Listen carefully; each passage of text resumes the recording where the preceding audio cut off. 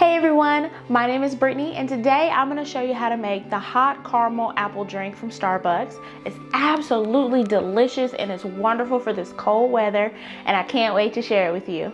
So let's get started. Alright, to begin this recipe, all you're going to need is a mug, 100% apple juice, and I've warmed this up so that it's nice and hot, but it's not too hot. You want it comfortably warm where you can drink it and add your whipped cream. I'm gonna pour this in my mug. And then I just have some whipped cream that I'm gonna put on top. I've purchased this at the store. And I'm just gonna give it a shake. And then to top it off, you have to have the caramel sauce. So I actually splurged and got a really nice caramel sauce. This is the Ghirardelli salted caramel sauce. And I'm just going to pour this right on top. Give a nice pretty drizzle. Lastly, I've got a little bit of cinnamon and I'm just going to sprinkle this right on top. Oh, it looks so good. Lastly, I've got some cinnamon sticks.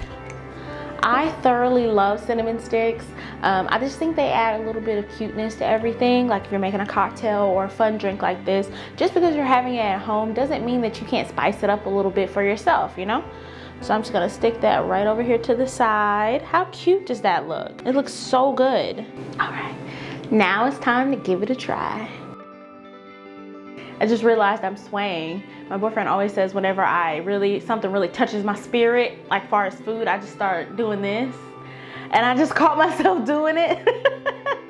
But that's how you know that I really enjoy this drink. We've been having it the last couple of mornings in a row.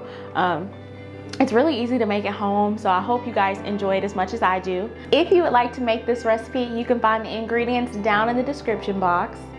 Also, if you enjoyed this video, go ahead and give it a thumbs up. It really supports my channel.